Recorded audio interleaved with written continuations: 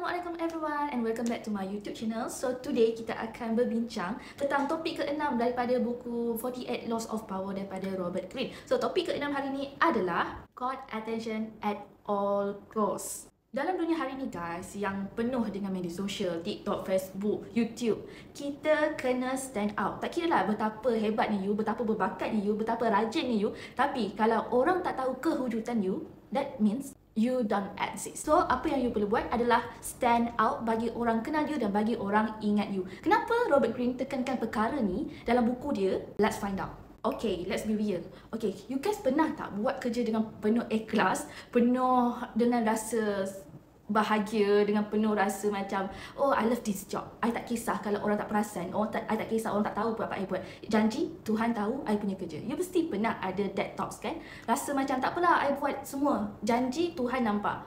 Guys, memang Tuhan nampak, tapi cuba jujur dalam hati you, ada tak you rasa kecewa di mana you put all effort dalam sesuatu kerja tetapi orang tak pernah nampak, orang tak pernah hargai, dan dekat situ lah you tertanya, kenapa I rasa tak dihargai ya? Kenapa I rasa sedih ya? Kenapa I rasa kecewa?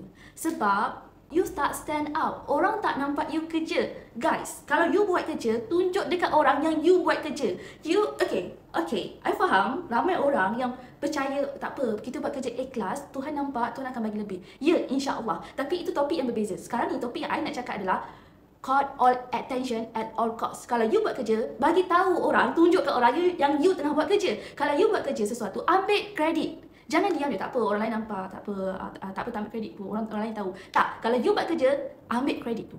Okay?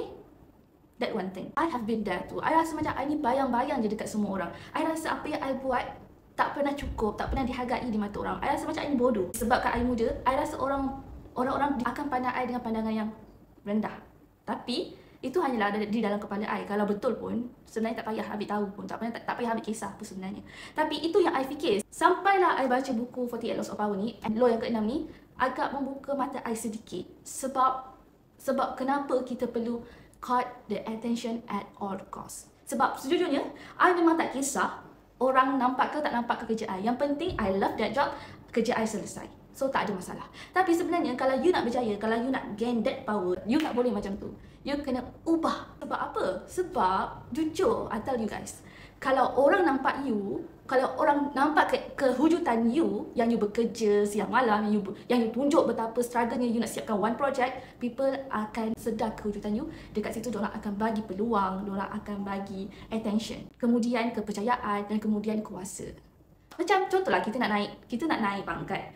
You just imagine, kalau you nak naik pangkat, you kena tunjuk dekat you punya atasan that you are capable enough untuk memegang jawatan tu. Tapi kalau you buat kerja, even bersungguh-sungguh pun, tapi kalau you tak tunjuk dekat orang atasan you, even orang atasan you tu tak tahu pun you wujud, macam mana dia nak promote you? Faham tak? Macam mana dia nak naikkan pangkat you? Sebab dia tak sedar apa kewujudan you. So that's why you need to stand out. Macam I cakap, dalam dunia hari ni yang penuh dengan social media, TikTok, YouTube, semua tu, even dekat tempat kerja, semua bersaing. The power struggle, okay, untuk dapatkan perhatian. So guys, jangan tertinggal di belakang. Kalau you nampak orang lain bersaing untuk dapatkan perhatian tu, join the war. Okay, jangan duduk diam kat belakang macam, oh tak apa, I tak kisah pun kalau my boss tak nampak I punya kerja. As long as Tuhan nampak. Yes, Tuhan nampak guys, Tuhan nampak. Tapi you kena buat, you punya atasan nampak juga. You tak boleh duduk diam-diam buat kerja baik-baik. Tak boleh, sebab orang lain perang untuk dapatkan attention. Dalam buku ni, Robert Greene menyatakan, kalau you nak power, kalau you nak gain the power, you must to be seen. Orang mesti sedar kewujudan you. So, jangan jadi biasa-biasa. Jangan tenggelam dan terlihat sama. Let's jump right into the first main point. Okay, main point pertama adalah jangan takut untuk jadi different. Jangan takut untuk jadi sedikit ataupun betul-betul berbeza daripada orang lain. Kalau you guys nak tahu, ramai orang successful dekat dunia ni macam Steve Jobs, Robert Kiyosaki, Elon Musk, semua tu adalah orang-orang yang berbeza. Diorang tak jadi biasa-biasa, diorang jadi luar biasa yang menyebabkan orang lain nampak diorang ni agak pelik. So, disebabkan diorang ni pelik, diorang buat perkara yang berbeza. Disebabkan diorang buat perkara yang berbeza, sebab itulah diorang jadi minority, which is orang kaya, bukan orang biasa-biasa. Sebabkan diorang punya action yang berbeza, sebabkan diorang ni berbeza, sebab itulah diorang dapat result yang berbeza. Guys, being different bukan adalah kelemahan. Itu adalah sebenarnya salah satu kelebihan. Sebab apa? Sebab bukan semua orang kat dunia ni berani untuk menonjolkan diri dan jadi berbeza. Bila you jadi berbeza, you bukan hanyalah bayang-bayang ataupun orang yang biasa-biasa yang akan buat keputusan yang semua orang buat, iaitu keputusan biasa-biasa. Kalau you nak jadi the minority, iaitu orang kaya, you need to be different. You need to be them, which is different. Dalam dunia serba serupa ni guys, siapa yang menonjol, siapa yang got the attention and be different, itu yang akan dapat the attention, akan menonjol, dan itulah yang akan lead to the different decision. The real power guys tak datang daripada keputusan yang biasa-biasa. The power itself datang daripada keputusan yang luar biasa. So that's why you need to be different from others. Ramai orang yang takut untuk jadi berbeza. Banyak orang takut untuk jadi autentik. Okay guys, kalau you jadi orang yang biasa-biasa, kalau you tak jadi different, you just be followers. You are always going to be the followers. Orang yang berbeza ni, diorang lah yang menciptakan trend. Diorang lah yang menciptakan sesuatu yang akan buat orang lain follow. So that's why diorang berbeza. Faham? Kalau you jadi orang biasa-biasa, you not going to have capability untuk buat the new trend atau buat perkara baru. Sebab you akan buat perkara yang orang dah pernah buat. Sebab you keep do the same decision like others people. So that's why. Tapi kalau you jadi different, you akan buat sesuatu yang orang lain tak pernah buat. That's how you gonna got the attention at all costs. So guys, if you want to stand out, start with embrace your uniqueness. Jangan takut untuk tunjukkan keunikan you. The world need more of you, not the same version of everyone else. Okay, now attention is your asset. Dalam dunia yang serba connected ni, attention atau perhatian adalah mata wang yang paling berharga. Bak kata Robert Greene. Kita hidup dalam dunia penuh dengan notifikasi, social media feed dan semua benda yang buat kita beralih fokus setiap saat. Tapi untuk berjaya, Robert Greene kata, you kena cari cara macam mana untuk create attention and hold the attention selama mungkin. Attention is more than getting noticed, tapi adalah how kita hold the attention long enough sampai orang lain start untuk mendengar, percaya dan take action. Okay, I give you guys example. Contoh, if you guys jumpa satu iklan, you guys terus percaya ke? You guys terus beli ke? Tak. So, apa yang diorang buat adalah diorang akan keep posting until you dengar. Bila you selalu nampak iklan yang sama, you sedikit sebanyak you akan dengar dan baca. Bila you dengar dan baca, you going to trust. Bila you dah percaya, you going to take action. Dalam buku Robert Greene ni, dia tak menyatakan you kena just cari cara untuk dapatkan perhatian at the moment. Bukan. You kena cari cara how you going to catch attention orang lain, buat diorang percaya dan buat diorang take action. Visibility create opportunities. Bila orang nampak you, diorang akan lebih percaya dengan you, diorang akan lebih mudah untuk memberi peluang. Tak kisahlah dalam bisnes ke, career ke, orang akan bagi sokongan kepada seseorang yang visible, kepada seseorang yang outstand, kepada seseorang yang wujud, kepada seseorang yang terlihat dan dikenali. Tengok dekat TikTok lah guys. Kalau orang tu popular, you guys cuba tengok berapa banyak sokongan yang diorang boleh dapat. Tapi if you are nobody, if you post something, you guys tak dapat pun sokongan seperti mana orang-orang yang dah famous ni. Sebab diorang pandai untuk catch the attention selama mungkin. Sebab tu kalau you guys perasan, ada setengah artis yang mula tenggelam, tiba-tiba you akan dengar kisah baru tentang dia atau gosip tentang dia. And tenggelam balik. Lepas tu dia akan dengar lagi 3-4 bulan akan datang lagi kisah-kisah dia. Sebab itu salah satu cara untuk buat orang sentiasa ingat. And guys, attention bukan sahaja like dan followers, tapi macam mana kita buat orang ingat kita. Salah satunya adalah dengan menyentuh hati dan minda audience. Contohnya, kalau you adalah financial consultant, kalau you datang, you tak boleh terus macam, oh hi, I'm Eva, I'm financial consultant, so this is the package that we got. You tak boleh buat macam tu. You kena pancing the emotion, you kena pancing the dreams. Tapi perkara yang paling biasa kenapa orang tak percaya dekat you, sebab orang tak kenal you. Orang tak tahu siapa you. So, kalau orang tak kenal you, orang akan ada assumption macam, siapa dia ni? Boleh percaya ke? Tapi kalau orang kenal you, kalau orang satu dunia tahu you are the most powerful financial consultant, orang akan terus percaya, orang akan terus take action.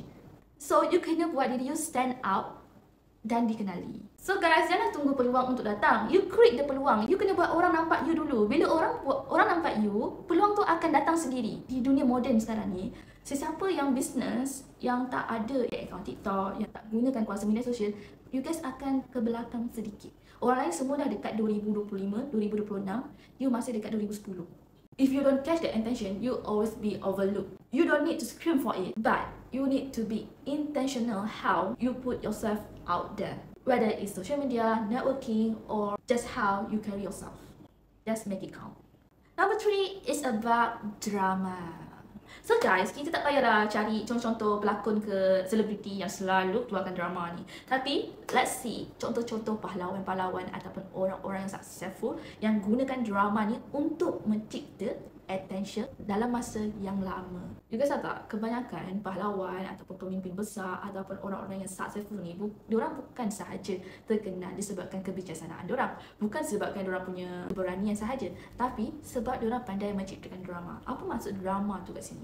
Contohnya, drama ni bukan hanya mencipta perkara yang menarik untuk dapatkan attention tu, tapi ia adalah strategi untuk kita dapatkan attention tu dan kita hold the attention tu and transform the attention to history. People love drama, not the bad kind, but the kind that creates suspense, excitement and also unpredictability.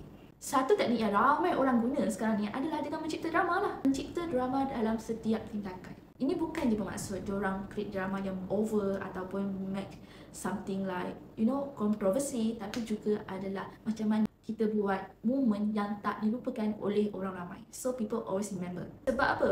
Kebanyakan manusia sangat-sangatlah cenderung pada cerita-cerita yang berkait dengan emosi, yang buat diorang rasa teruja, yang buat diorang rasa tertanya-tanya, yang buat diorang rasa kena keep update dengan drama tu. Okay, contoh kita ambil iklan dekat setengah syarikat company. Kalau you perasan, kebanyakan company diorang akan buat iklan yang berkait dengan emosi kita. Contohnya macam Siti Khadijah. Kalau you keluar, you tengok dia iklan tu, yang that one yang dia kata, ibu teringin nak pakai telekong Siti Khadijah. That kind of lah. So itu pun berkait dengan emosi seorang anak. Faham? So kita semuanya adalah seorang anak. So the power of drama ni bukan sahaja diguna pakai oleh individu, tapi company besar. If you want people to remember you, you need to give them something they will never forget. Be bold, be unpredictable, and also let the drama unfold. And the last main point guys, be irreplaceable. Jadi tidak tergantikan. You pernah tak perasan someone yang kita takkan boleh lupa? Contohnya kalau kita sebut nama dia, semua orang kenal. Even berabad-abad orang akan tahu cerita dia, orang akan kenal dia. Tak kisahlah apa dia buat, dia selalu akan dapat perhatian. Tak kisahlah apa dia buat, sebab diorang dah berjaya buat diri diorang tak terganti. Maybe disebabkan personality, brand, atau apa-apa yang ditawarkan oleh diorang tu adalah sesuatu yang sangat unik dan tak digantikan. So tak ada sesiapa yang boleh replace diorang, tak ada siapa-siapa yang boleh copy diorang. So guys, cuba jadi someone yang tak boleh digantikan. Tak kisahlah dalam social life ke ataupun di tempat kerja. Buat diri you tak digantikan dan sangat bernilai sampai orang rasa diorang tak boleh teruskan bisnes tu, diorang tak boleh teruskan hidup, diorang tak boleh teruskan the project without you. Untuk dapatkan perhatian tu, you kena jadi seseorang yang tak dapat digantikan. Bermaksud dekat sini, mungkin bermakna you kena specialize dalam satu bidang di mana you adalah terbaik dalam bidang tu. Tak ada siapa-siapa boleh dapat kalahkan you dalam bidang tu, ataupun membangunkan personality yang unik. Contohnya macam Apple, ramai orang beli produk Apple ni bukan sebab diorang perlukan produk Apple tu. Banyak lagi jenama-jenama yang bagus macam Samsung, Huawei. Tapi kenapa orang beli Apple? Sebab Apple dah pegang the attention, Apple dah pegang the drama, Apple dah pegang the status yang tak dapat digantikan. Sebab Apple dah berjaya buat orang rasa diorang perlukan Apple berbanding jenama lain. Sebab ia adalah sebahagian daripada barang-barang yang eksklusif. Apple buat orang percaya tu. So, kalau you perasan, produk Apple, tak kisahlah produk apa-apa pun Apple keluarkan, mesti laku. Mesti akan jadi fenomena. Orang confirm akan beli. Sebab apa? Diorang rasa Apple tu adalah produk yang terbaik dan Apple berjaya buat orang ramai percaya di mana diorang perlukan produk Apple berbanding produk yang lain. Untuk jadi seseorang yang tak dapat digantikan, you kena jadi berbeza. You kena tawarkan perkara yang orang lain tak dapat tawarkan. Maybe daripada personality you, maybe daripada cara kerja you, maybe daripada keunikan you. So that's why you perlu dapatkan perhatian orang ramai. So bila you dapatkan perhatian orang ramai, yang orang ramai tahu keunikan diri you, diorang tak akan cari orang lain. Diorang tahu kehebatan you, diorang tahu yang you yang paling bagus dalam you punya bidang. Diorang hanya akan cari you sebab diorang tahu apa yang you tawarkan adalah perkara yang tak dapat dicari di tempat lain. Jadi guys, jangan takut untuk jadi unik. Jangan pernah ada mindset untuk jadi serupa macam orang lain. Tapi buat diri you satu-satunya pilihan yang diorang ada. So remember guys, some form of power is apabila you tak dapat digantikan. Jadi buatlah diri you tak ternilai dan believe me, perhatian dan peluang akan datang dengan sendiri. So guys, that is the topic for today. So thank you for watching this video today. And don't forget to subscribe, share and like. And see you guys in the next video. Bye bye.